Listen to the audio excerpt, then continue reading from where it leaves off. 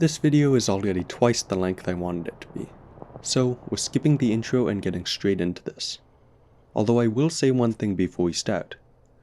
Inscryption is a great game with some major twists. If you're interested in playing the game, do not watch this video.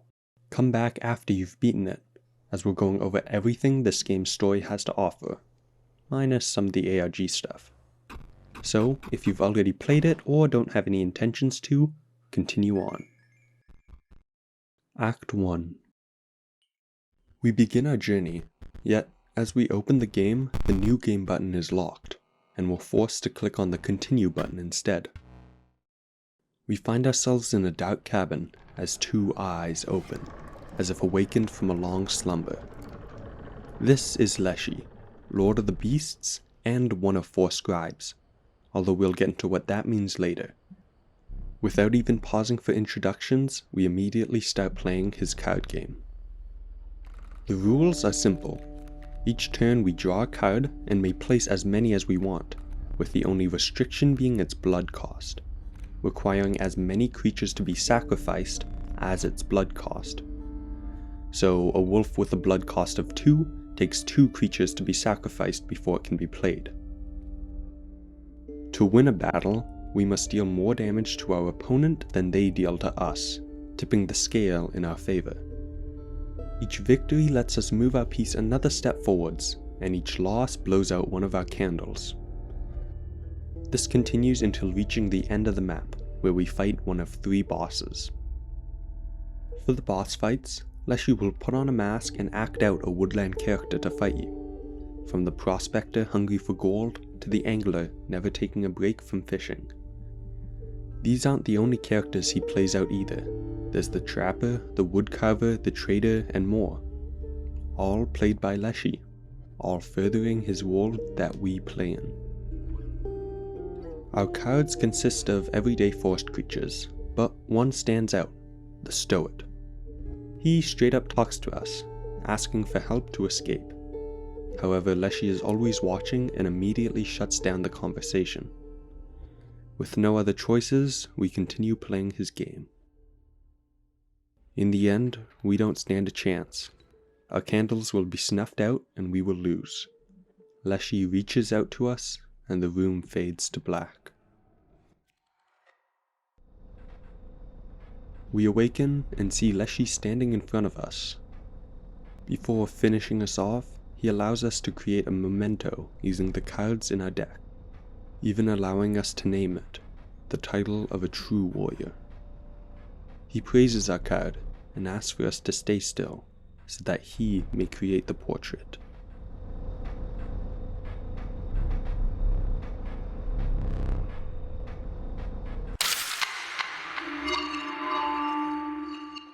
So many questions. Why are we here? Why was beginning a new game not an option?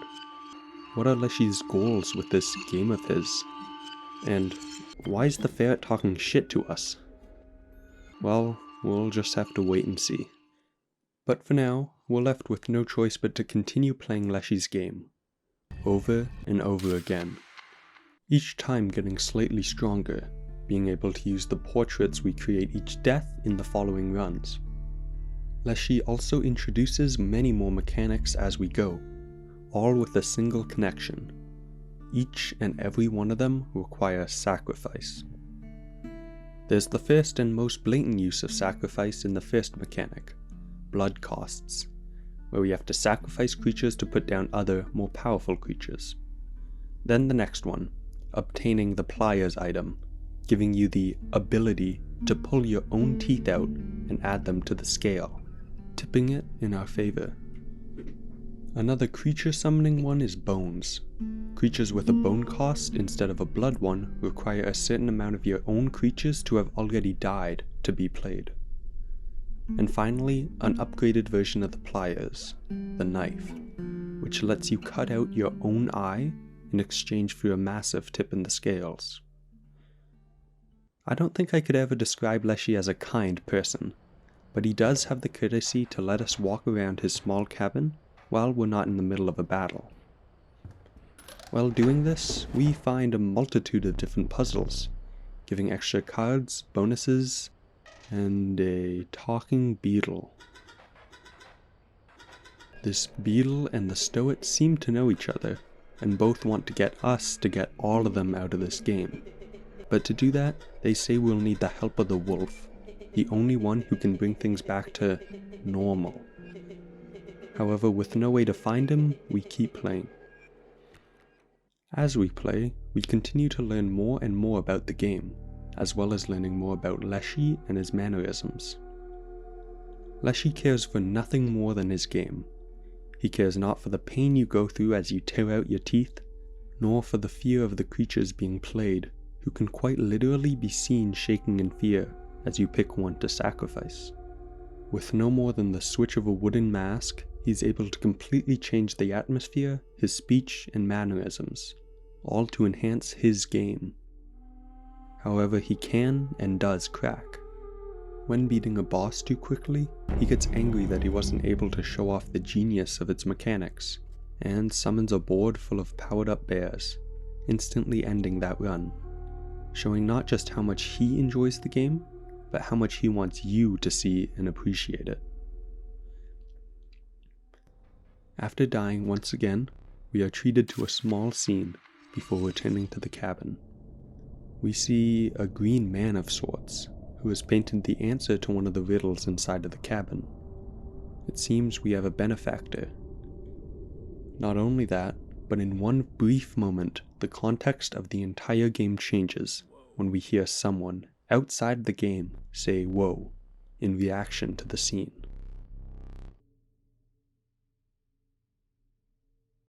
It would seem that we are not the true player, instead simply spectators to the one actually playing the game. Alas, there's not much we can do with this knowledge yet, so the story continues. With no choice but to continue playing, or rather watch someone play, we do so, and eventually we make it all the way to Lushy's cabin itself. We approach, and our perspective changes to that of our token on the board. As we draw near, Lushy reaches down and gives us a chance to receive 2 boons, raising our chances of winning the coming fight. Lushy's outline glows against the reflection of the moon, and we enter the cabin.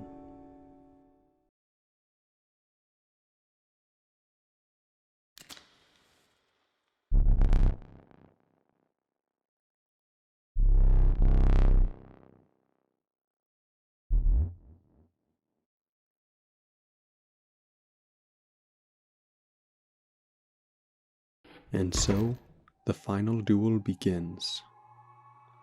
As well as blowing out one of our candles, he pulls out another one for himself. After all, if he loses here, it's all over for him. He cycles through his masks, using abilities from past bosses, all the while pummeling us with rare creatures.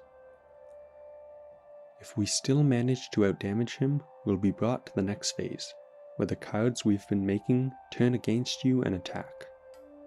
Oddly, there are also some characters that we never saw created, meaning that whoever is playing the game right now is not the first one who has tried to beat Leshy. Regardless, we still managed to defeat the past warriors. Of course we can. They were not strong enough to beat Leshy, but this deck is. And so we reach the final phase. Leshy, starting to get worried, begins to care less and less about the atmosphere of his game, and more about winning. So he turns around to the moon, shining down, outlining his form, and captures it in a photo, placing down his final trump card. We've overcome many challenges already, and this one is no different. We keep hammering away, and eventually even the moon falls, and we win. We defeat Leshy. The man playing the game talks once again, excited to actually have beat Leshy, and knocks over the camera he was using to record. While he sets it back up, we're treated to a bunch of videos made by him, the person who's playing and recording the game. We'll get back to those in a minute, but for now we're skipping over them and opening the game back up, where Leshy rewards us with the finest food his cabin has to offer. congratulating us, and gives us some parting words. We come with him, but wait a minute. This is the same place he brings us when we lose. He doesn't plan on letting us go. He's simply going to take another photo of us, restarting the cycle once again. With some quick thinking, we grab his camera and take a photo of him. But it's useless, as it's the film that gives the camera its powers, the film that we do not have. We reluctantly create another portrait, and he takes our photo, dooming us to this game forever, no matter how many times we may win. Determined to find a way out of this cycle, we continue playing, and eventually, after passing by the item shop enough times, we find this goo in a bottle. He's just chillin'. However, he does say we are in the process of saving his master, whoever that might be. At another point, we get our hands on a card covered in static, showing some binary that translates to deep beneath. When we play it, it turns into a random card. This is important for later. The knife is a powerful tool with a heavy drawback. You lose a big chunk of your vision. However, Leshy does not deem us capable of properly enjoying his game without both. So, if you beat a boss after taking out an eye, he'll present us with a few options to get another. All are relatively normal, except one, which glows with a blue light. If you pick it, our vision will be changed, and we can now see writings that were invisible to us before. But why is it here, and whose is it? With the help of this newfound vision, we can see, written on the chest, "Find salvation in the cuckoo clock."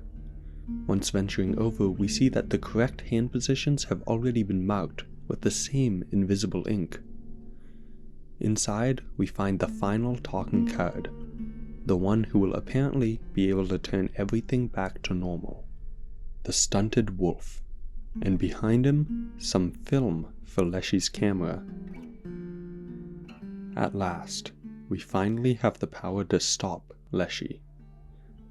After multiple more attempts, we'll eventually go strong enough to face off against Leshy once again, and with some luck, manage to defeat him. Again, he congratulates us, then gets us in position for our photo. But this time, we're ready. We take his camera, insert the film, and snap.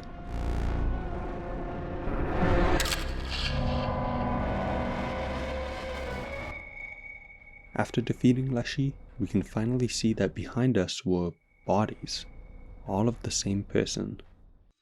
Meaning, not only in real life, but in the world of the game, it's been the same person playing Leshy's game the whole time, and Leshy was more than aware, only acting otherwise to enrich his game world. So, how did he know? I don't really care. With Leshy truly defeated this time, we see the new game button waiting for us, and we can finally start a new game. But first, let's go over the videos we got after beating Leshy for the first time. We follow Luke, the lucky carder, through a series of videos as he opens card packs that he got at a garage sale. Cards for a little game called Inscryption, a card game popular during his childhood. After opening a pack that's been resealed, he finds coordinates written on a card. Realizing that they're not too far from where he is, he decides to go visit them and see what's there. So he wanders over and finds a floppy disk, and on that floppy disk, the game Inscryption. So we have our first answer. These videos take place right before we boot up the game, and we truly have been watching Luke's playthrough the entire time. As we continue the story, we'll continue to gain access to more of these videos, but for now, that's all we get. And finally, we're able to hit the new game button, starting a new game. Act 2. The first thing we're shown in this new playthrough is the true setup for this game, the legend of the 4 scribes. each with their own way to inscribe cards.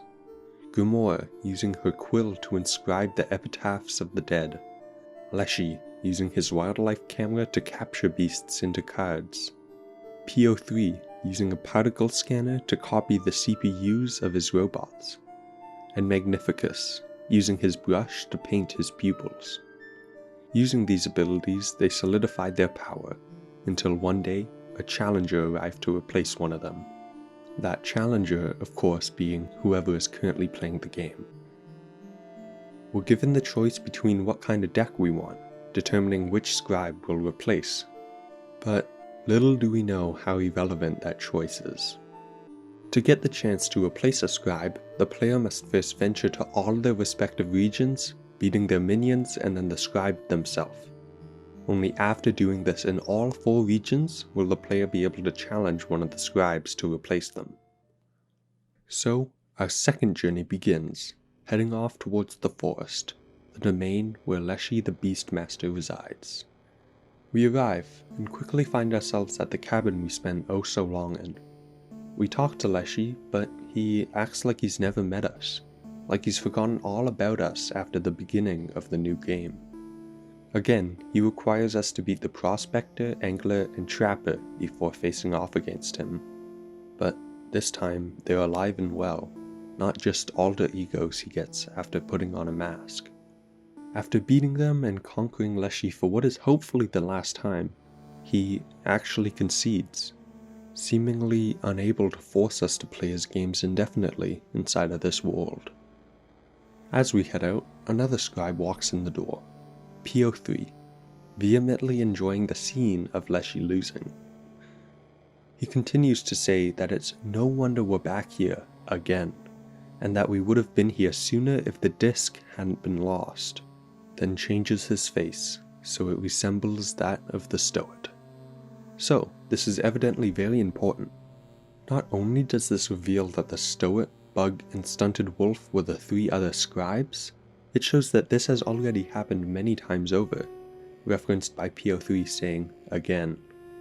It shows that Leshy was, for whatever reason, in a position of power over the other scribes, that Leshy actually does remember what happened, and that not just Leshy, but all the scribes know that they're in a game, as PO3 makes reference to the floppy disk they're stored on, and the fact that it was hidden.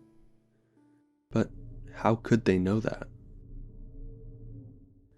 We do, however, get one question answered. The reason some cards could talk were because they were the scribes, transformed into cards by Leshy and his camera. As we head out, we can also find the woodcarver, who has some very interesting dialogue, wondering what her gameplay purpose was. Right out of the gate, this suggests that not only the scribes, but all the creatures in this world are aware of the fact that they're in a game. But let's keep listening. She mentions seeing something called the old data, and that it corrupts everything, even the disk the game is stored on, leaving us with yet another question. I swear I will answer these. On to the next scribe, Grimoire, Scribe of the Dead. There's a lot less to talk about here. One unique thing about her is that unlike the other scribes, she wants to be replaced, to be spared as she puts it. It's tough to see anyone like this, someone realizing that they hate the one reason they were brought into this world, and wish for nothing more than for it to end. It's really just too bad. Too bad I don't give a fuck. On to the next scribe, PO3, the Scribe of Technology. Refusing to play us with such a weak deck, he sends us down the hall to get a stronger one. The robots we meet all sacrifice themselves to better PO3's deck, all except the last one, the Dredger, who knows that his job is far too important to sacrifice himself. As we walk away, he pulls something up, something different than the rest of the scrap, something powerful. It flashes signs, creatures, and people. Clearly, this was never meant to be in the game. We return to PO3, face off against him, and defeat him. But he seems strangely careless, like the outcome couldn't matter less to him. Well, I'm sure it doesn't mean anything. On to the next scribe, Magnificus, scribe of magic and torture. Finally, someone relatable. We enter his tower and find a monocle that allows us to see secret writing. Remind you of anything? Exactly, the same as the vision we got from the eye back with Leshy, meaning that the eye must have been Magnificus's, or, at the time, the stunted wolf. Solidified by the fact that the stunted wolf is the only one we see missing an eye. To make our way up the tower, we must first face Magnificus's pupils. First, the blob we encountered back in Leshy's cabin, being kept in excruciating pain by Magnificus.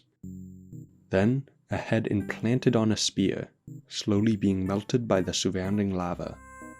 And finally, a lonely wizard, being kept away from any stimulation, bored out of his fucking mind. After defeating all of the pupils, we arrive at the top of the tower, and see another familiar scene.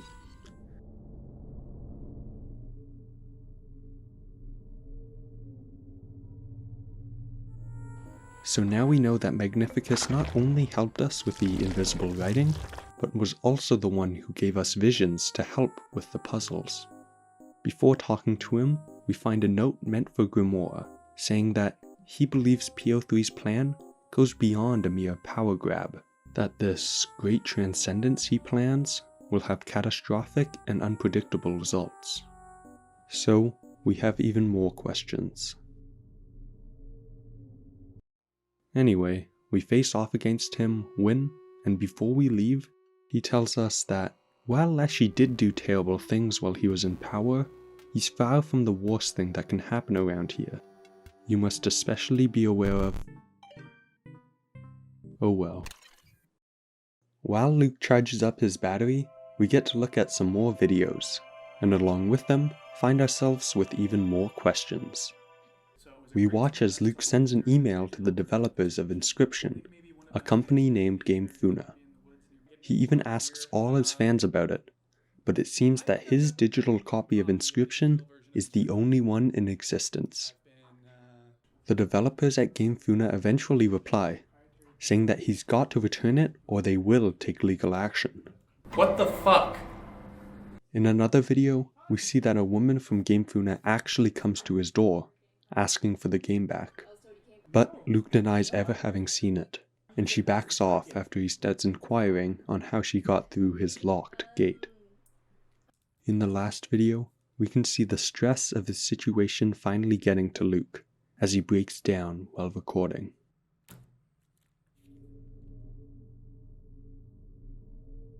With the battery charged up, we re-enter the world of the game, and prepare to duel one of the scribes. We pick Grimoire, as she did ask to be replaced, but when she appears, she tells us that she didn't find the treasure she was looking for, and so we are forced to go through another cycle. Were it up to her, she would erase us all, but not today. Who is the lucky scribe this time? PO3 appears, and she's clearly unhappy with who showed up, but before she can do anything, PO3 teleports her away. So, we start our duel with PO3, but before long, he plays down this card, the one he created from the special piece of scrap. After another round, the card acts up, and the game begins to glitch. The world starts breaking down, and then everything goes black. Act 3. We find ourselves in a similar setup to when we were in Leshy's cabin, but this time it's PO3 who's running the board. He struggles to make some context for the world we're in, and sets us off to enact the Great Transcendence, although he refuses to tell us what it is. And so, we're off. PO3's game resembles Leshy's quite a bit with a few differences. For one, he cannot act. Like, I'm talking Tommy Wiseau levels here. No, it's not true. Don't even ask. So much so that when we run into characters on the board, he runs entire other programs and just lets them be themselves. Secondly, there are now checkpoints. PO3 wants us to defeat the 4 Uberbots as quickly as possible, so he sets up checkpoints every so often so we don't have to restart from the beginning when we die. Quite the gentleman. We also find the Lonely Wizard and Angler, showing that not everything from the other scribes' regions are gone. We venture around and face off against our first boss, the Photographer, who uses your computer's screenshot capacity to screenshot the board, then allowing us to reset to that point when in a pinch. Right after defeating them, we make our way over to the second Uberbot, PO3 insulting the other scribes the entire way. We face off against, well, whoever we want to. For this fight, we create the boss, as well as the mechanics it uses, which is a really cool idea, although it does allow for some really dumb things. Next, we venture north to find PO3's least favorite boss, the ever-chipper Golly. She requires us to boot her into the internet so that she can use cards based on the real world, even using your friends list as enemies to take you down. And at last, the final Uberbot, the Archivist. His little gameplay twist is letting us deal damage to him depending on the file size we let him access. He'll need access to our hard drive to do this, but don't worry about it. And after that, we're done. It's finally time to initiate the Great Transcendence, whatever it is. And the memory card is full. But it's not all bad news. While waiting for it to make more space, we get access to more Luke's videos. We see as Luke calls the woman who sold him the cards to discover her daughter Kaycee, the one who had owned the cards, died a long time ago. He does some more research and finds that she worked with Game Funa, the same company that created Inscryption. He continues reading and finds an article detailing her death, which happened on site, caused by fire-related complications. Luke keeps researching, and while we can't see what he finds, he continues to get more and more unnerved with his findings on Game Funa, Kaycee, and Inscryption, until eventually someone breaks into his house, leaving this jumbled note behind. That's more than enough, and Luke cracks, breaking down in laughter as he simulates the game that has brought him so much misery. Luckily, he manages to pull himself together enough to continue playing the game in its final hour. We keep walking to the place where the Great Transcendence will take place, only to be stopped again, this time by PO3. The security camera down the hall stopped working. Not wanting to take any risks right before the Great Transcendence, he sends us over to check it out. We go down the hall and run into good old Slime, doing better than ever. Apparently, the compression of the pipes somewhat subdues the constant pain he's going through, so that's nice to hear. On a second, far less important note, the three other scribes are here. With some airtight security, they managed to hide under PO3's base, put aside their differences, and have come up with a plan to stop the Great Transcendence. But to do so, they'll need our help. They know that if we allow PO3 to think he's won, he will be so elated that he'll ignore his surveillance cameras. So we must continue playing his game, and they will wait until the last moment, where they will strike. Clearly still angry from PO3's insults, Leshy chimes in, saying that he will be the one to strike. Before leaving, he asks again for us to go let PO3 win, make him feel joy, so that he may snuff it out. So, essentially, they brought us down here to say, keep doing what you've already been doing and act like you never met with us. Good talk. Luckily, the scribes were right. So close to the finish line, PO3 cares not for the functionality of his cameras and urges us to continue playing, so the Great Transcendence may begin. He makes some pathetic attempts at reminiscing, and we finally arrive. Like any good villain, he is ecstatic with how well his evil plan is going, and right before he completes said plan, feels the need to tell us exactly what it detailed. He hasn't been using the in-game character Luke's been controlling to his advantage. No, he's been using Luke himself. Using him to design the game, allowing access to his hard drive, taking screenshots from his computer, and connecting it to the web to upload it all. The Great Transcendence is a plan to publish this game all over the internet. So even if PO3 is not in power in some of the game's worlds, he still will be in many of the thousands of other copies. Done his gloating, he starts to upload the game. But we've prepared for this. Leshy's eyes illuminate in the background, his hands reach forwards and tear P03's head off, stopping the upload. We've done it. We've stopped the Great Transcendence. But that was cutting it a bit close. Magnificus gets us to start a new game save file to reset things once again. But Grimoire has a different idea. She grabs the game file P03 was using to upload the game to the world and deletes everything on it. Inscryption, its save data, and the old data. Instantly, things start disappearing, and the scribes lash out at Grimoire for dooming them.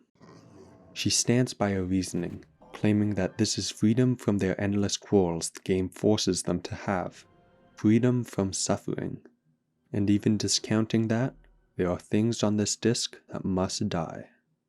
She says her goodbyes as we fall down, the floor having deleted itself beneath our feet.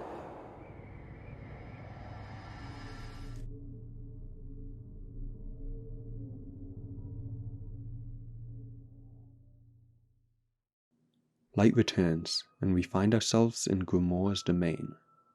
She requests for one last game before her life ends forever. And without much other choice, we oblige. She reminisces, slightly regretting never having faced off against Luke while she was on top. But now's not the time for that. She'll be at peace soon enough. So begins a boss battle.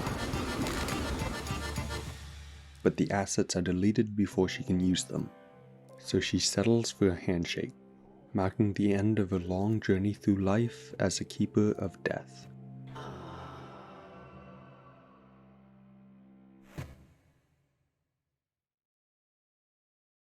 Once she disappears, we come face to face with Leshy, who also requests for one last game. You start playing again, no longer as scribe and player, but as equals. He congratulates you on your deck, impressed with how good it's become, as well as praising your skills, having come a long way since you first met. The once unnerving and intimidating music of the cabin is now a gentle reminder of what you're about to lose forever. Things start deleting around us, so we begin to play faster, but Leshy continues with his calm and thoughtful pace, respecting the last few moments you have together. The scale deletes, but that's no problem. Leshy never played because he wanted to win, he simply played because he enjoyed it so very much.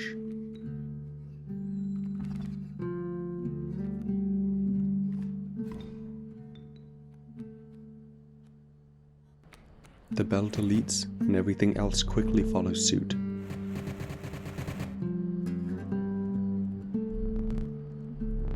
Good game, he says as he reaches out to you, shaking your hand.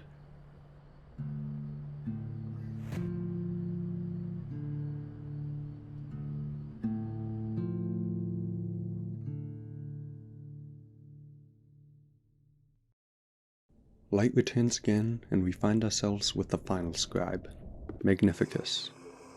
He begs Luke to eject the disc, to save him and whatever's still left, but quickly gives up, knowing that no matter what he says, Luke will keep on playing, will feel forced to see what happens next, and they're doomed for his insistence on it.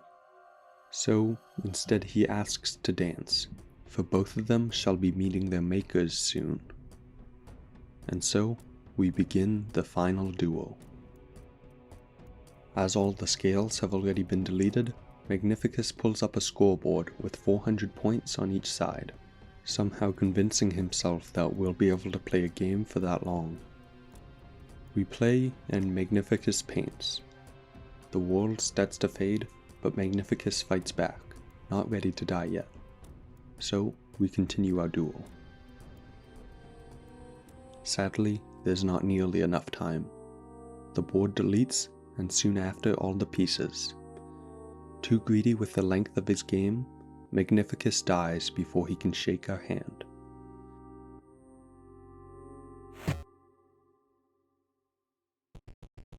We run around in an empty plane, until running into the wood cover for a final time. She warns us once again to not go near the old data, but is fully aware we won't heed her advice. Then, she disappears as well. We find the old data, and it's truly all that's left. We click on it, and the file opens, releasing a flurry of redacted data.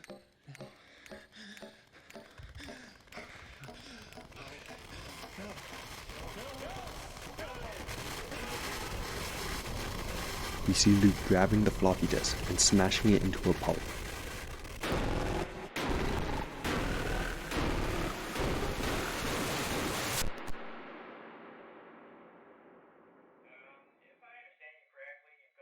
Luke is talking to an authority on the phone, telling them that he has evidence recorded on his computer that will incriminate Game Funa, when he gets a knock at the door. He goes to check it out, and we see...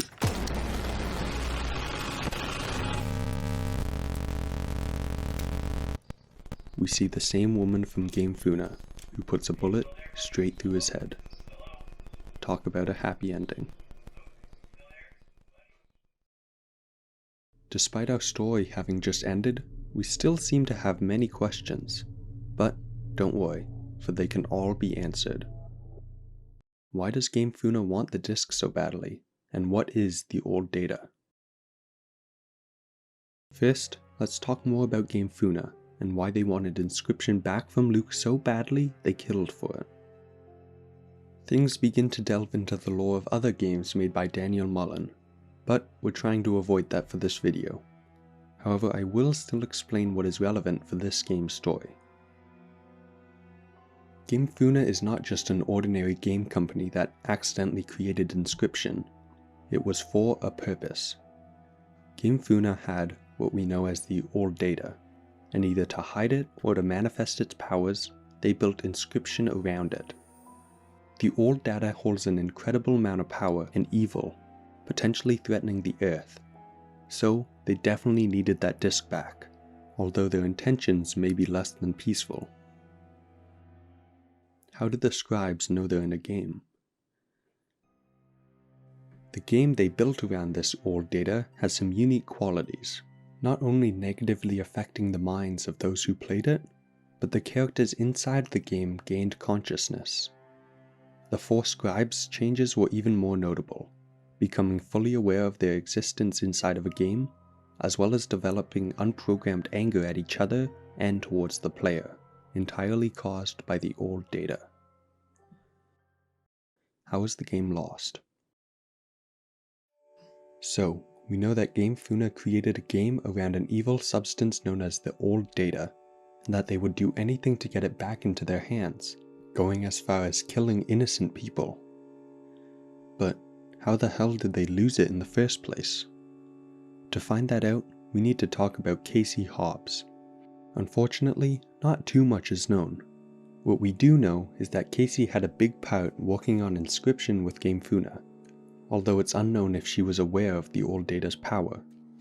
Regardless, she eventually either had a change of heart or finally realized the extent of what Game Funa was trying to do, and fled the company, taking the floppy disk that had everything stored on it with her.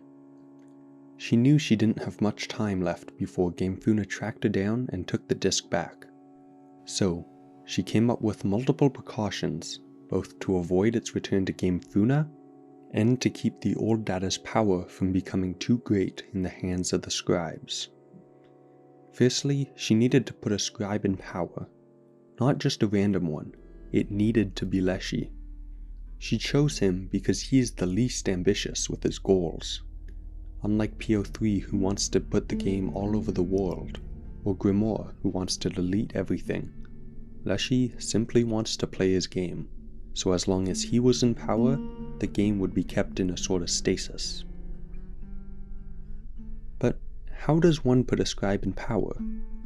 The only one we get to see at the time they gain their power is PO3, and we didn't choose him to be replaced, so why him? It's because the game we play doesn't matter. It should, and probably used to, but the old data is more than powerful enough to change the game's code. Realizing that, The scribes all started searching for its fragments deep down in the ocean. Leshy using the angler to try and fish it up, Grimoire using her well, Magnificus using a spatial squid, and PO3 using his dredger to look for it. Eventually, one of them will find a piece and use it to turn the game world into their own.